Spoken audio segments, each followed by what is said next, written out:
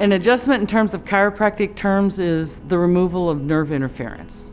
And we do that a number of ways, usually through motioning and tractioning of the tissue in the body.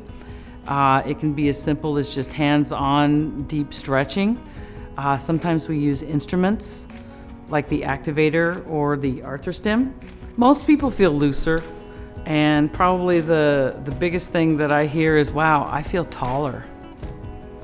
And you do. You stimulate all those receptors and your body just kind of reboots. It's like